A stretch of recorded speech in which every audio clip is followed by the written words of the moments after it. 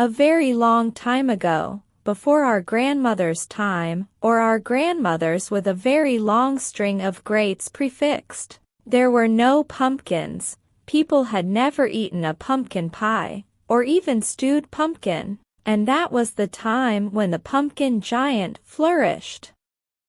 There have been a great many giants who have flourished since the world began, and, although a select few of them have been good giants, the majority of them have been so bad that their crimes even more than their size have gone to make them notorious.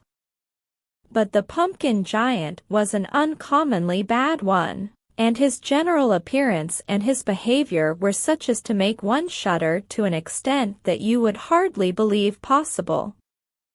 The convulsive shivering caused by the mere mention of his name, and, in some cases where the people were unusually sensitive, by the mere thought of him even, more resembled the blue ague than anything else, indeed was known by the name of the giant's shakes.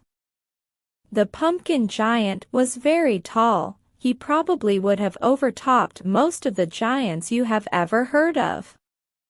I don't suppose the giant who lived on the beanstalk whom Jack visited was anything to compare with him, nor that it would have been a possible thing for the pumpkin giant, had he received an invitation to spend an afternoon with the beanstalk giant, to accept, on account of his inability to enter the beanstalk giant's door, no matter how much he stooped.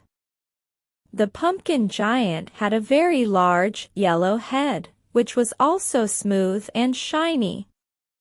His eyes were big and round, and glowed like coals of fire, and you would almost have thought that his head was lit up inside with candles.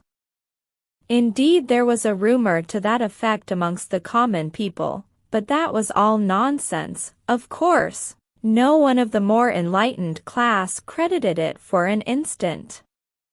His mouth, which stretched half around his head, was furnished with rows of pointed teeth, and he was never known to hold it any other way than wide open.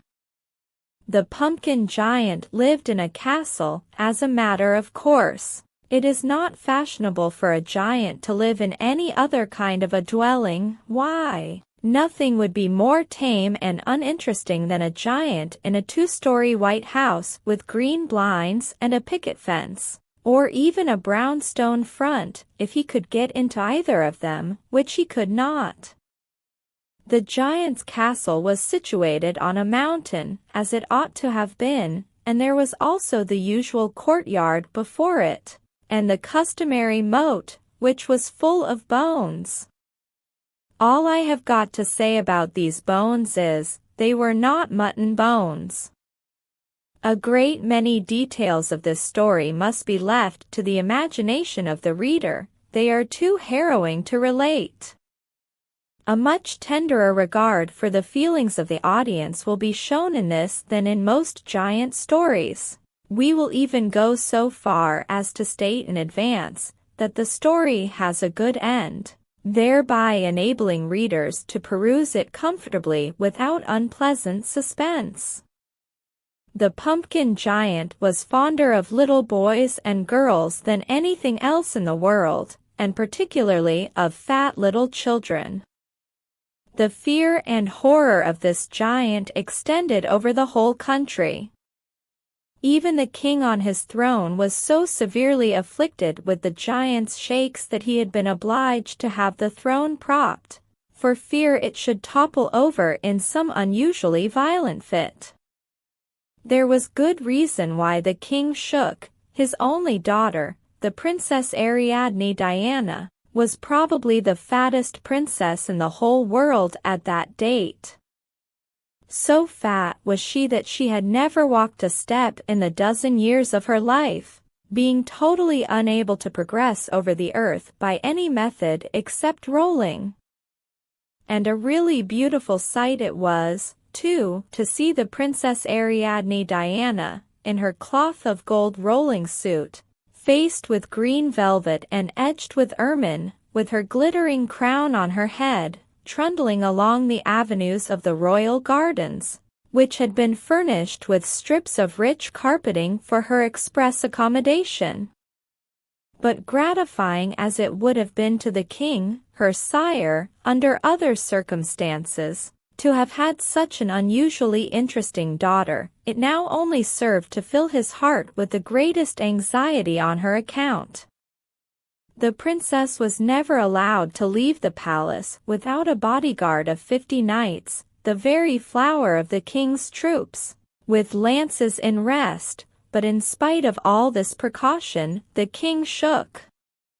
Meanwhile, amongst the ordinary people who could not procure an escort of 50 armed knights for the plump among their children, the ravages of the pumpkin giant were frightful. It was apprehended at one time that there would be very few fat little girls and boys left in the kingdom. And what made matters worse, at that time the giant commenced taking a tonic to increase his appetite. Finally the king, in desperation, issued a proclamation that he would knight anyone, be he noble or common, who should cut off the head of the pumpkin giant. This was the king's usual method of rewarding any noble deed in his kingdom. It was a cheap method, and besides everybody liked to be a knight. When the king issued his proclamation, every man in the kingdom who was not already a knight straightway tried to contrive ways and means to kill the pumpkin giant. But there was one obstacle which seemed insurmountable: they were afraid, and all of them had the giant's shake so badly that they could not possibly have held a knife steady enough to cut off the giant's head, even if they had dared to go near enough for that purpose.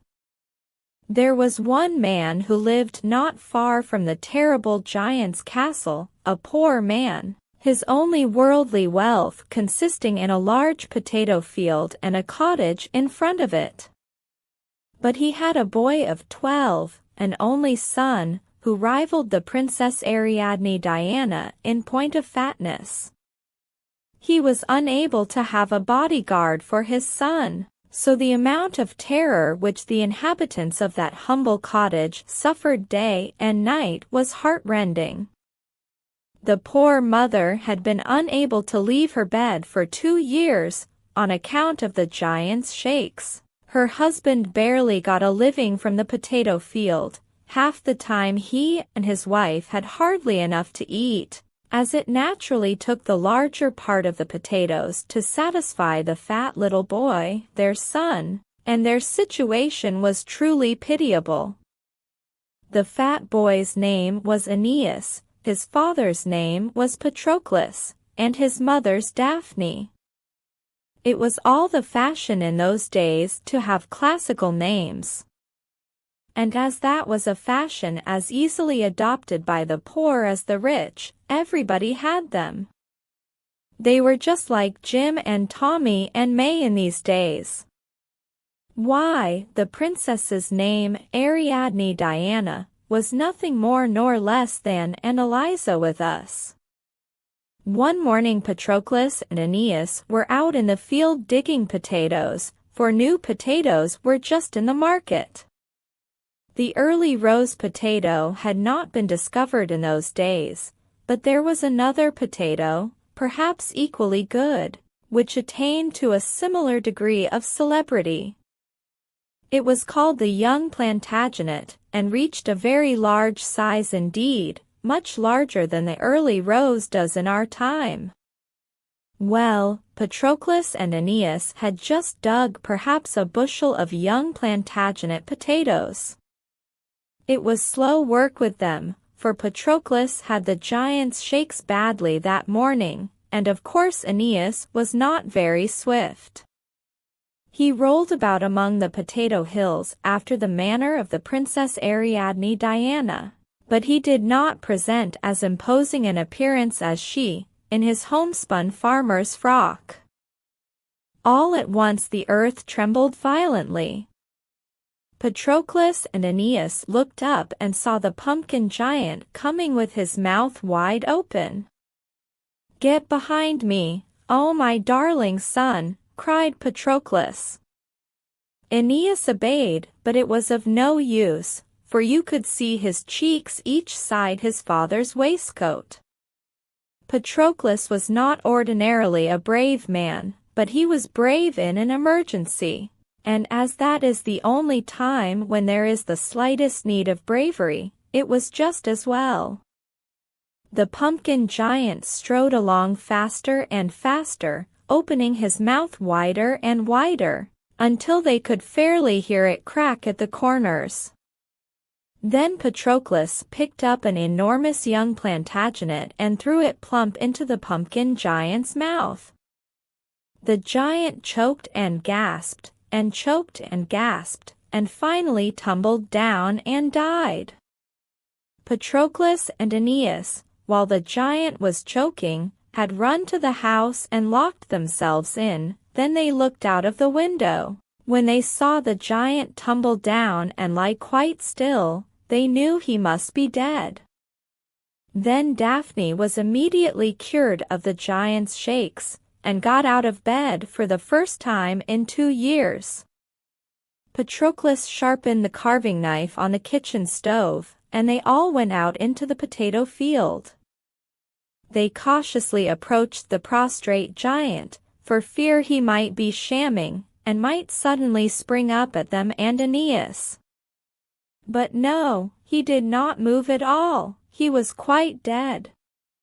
And, all taking turns, they hacked off his head with the carving knife. Then Aeneas had it to play with, which was quite appropriate, and a good instance of the sarcasm of destiny. The king was notified of the death of the pumpkin giant, and was greatly rejoiced thereby. His giant's shakes ceased, the props were removed from the throne, and the Princess Ariadne Diana was allowed to go out without her bodyguard of 50 knights, much to her delight, for she found them a great hindrance to the enjoyment of her daily outings. It was a great cross, not to say an embarrassment, when she was gleefully rolling in pursuit of a charming red and gold butterfly, to find herself suddenly stopped short by an armed knight with his lance in rest. But the king, though his gratitude for the noble deed knew no bounds, omitted to give the promised reward and knight Patroclus. I hardly know how it happened, I don't think it was anything intentional. Patroclus felt rather hurt about it, and Daphne would have liked to be a lady, but Aeneas did not care in the least. He had the giant's head to play with, and that was reward enough for him. There was not a boy in the neighborhood but envied him his possession of such a unique plaything, and when they would stand looking over the wall of the potato field with longing eyes, and he was flying over the ground with the head, his happiness knew no bounds, and Aeneas played so much with the giant's head that finally late in the fall it got broken and scattered all over the field. Next spring all over Patroclus's potato field grew running vines, and in the fall giants' heads. There they were all over the field, hundreds of them. Then there was consternation indeed. The natural conclusion to be arrived at when the people saw the yellow giants' heads making their appearance above the ground was, that the rest of the giants were coming. There was one pumpkin giant before, said they, now there will be a whole army of them. If it was dreadful, then what will it be in the future? If one pumpkin giant gave us the shakes so badly, what will a whole army of them do? But when some time had elapsed and nothing more of the giants appeared above the surface of the potato field, and as moreover the heads had not yet displayed any sign of opening their mouths, the people began to feel a little easier, and the general excitement subsided somewhat, although the king had ordered out Ariadne Diana's bodyguard again.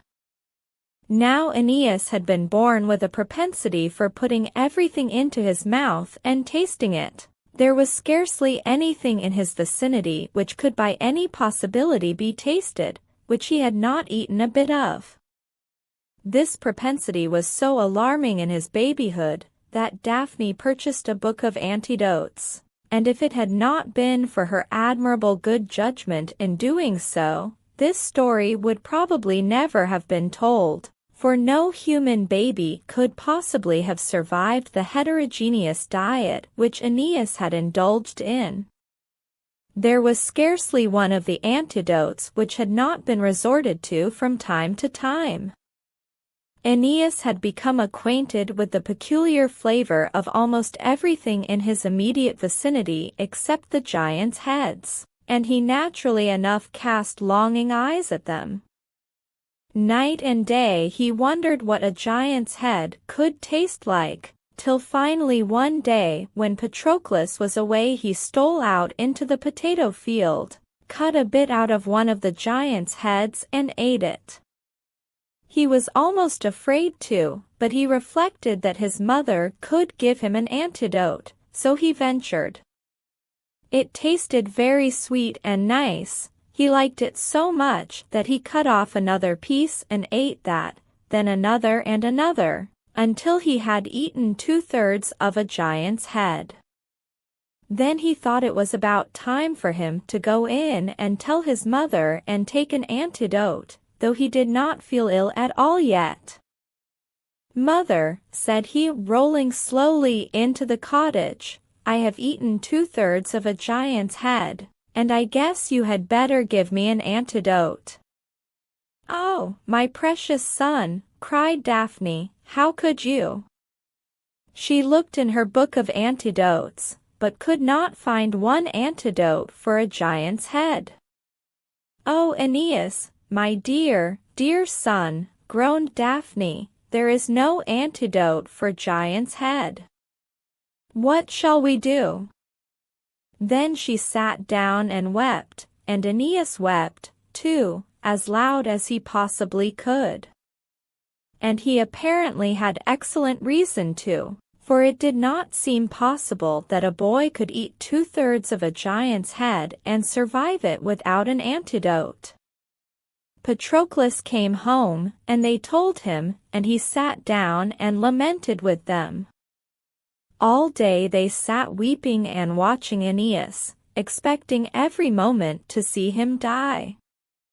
But he did not die. On the contrary, he had never felt so well in his life. Finally at sunset Aeneas looked up and laughed. "I am not going to die," said he. "I never felt so well. You had better stop crying.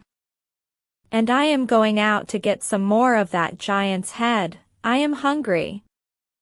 Don't," cried his father and mother, but he went, for he generally took his own way, very like most only sons. He came back with a whole giant's head in his arms. "See here, father and mother," cried he, "we'll all have some of this. It evidently is not poison, and it is good. A great deal better than potatoes." Patroclus and Daphne hesitated, but they were hungry, too.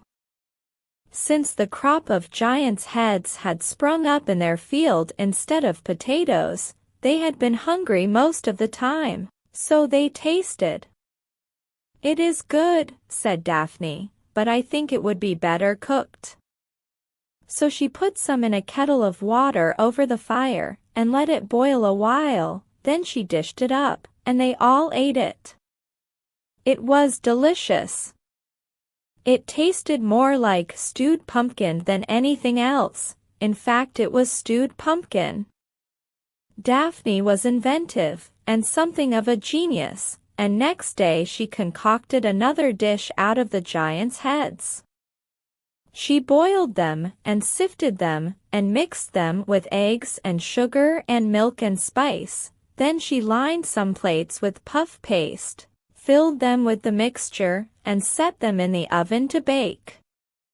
The result was unparalleled. Nothing half so exquisite had ever been tasted. They were all in ecstasies, Aeneas in particular. They gathered all the giants' heads and stored them in the cellar. Daphne baked pies of them every day, and nothing could surpass the felicity of the whole family.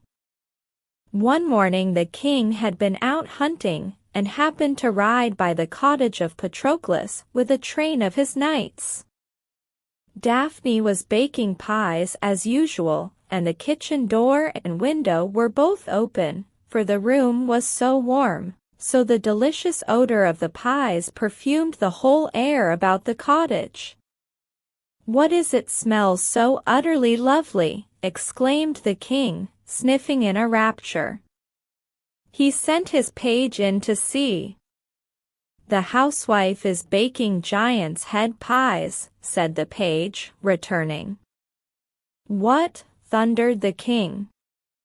"Bring out one to me." So the page brought out a pie to him, and after all his knights had tasted to be sure it was not poison, and the king had watched them sharply for a few moments to be sure they were not killed, he tasted too. Then he beamed. It was a new sensation, and a new sensation is a great boon to a king. "I never tasted anything so altogether superfine, so utterly magnificent in my life," cried the king. "Stewed peacocks' tongues from the Baltic are not to be compared with it. Call out the housewife immediately." So Daphne came out trembling, and Patroclus and Aeneas also. "What a charming lad!" exclaimed the king, as his glance fell upon Aeneas. "Now tell me about these wonderful pies, and I will reward you as becomes a monarch." Then Patroclus fell on his knees and related the whole history of the giant's head pies from the beginning. The king actually blushed. "And I forgot to knight you, oh, noble and brave man, and to make a lady of your admirable wife." Then the king leaned gracefully down from his saddle, and struck Patroclus with his jeweled sword and knighted him on the spot. The whole family went to live at the royal palace. The roses in the royal gardens were uprooted, and giants' heads, or pumpkins, as they came to be called, were sown in their stead. All the royal parks also were turned into pumpkin fields. Patroclus was in constant attendance on the king, and used to stand all day in his antechamber. Daphne had a position of great responsibility, for she superintended the baking of the pumpkin pies, and Aeneas finally married the Princess Ariadne Diana.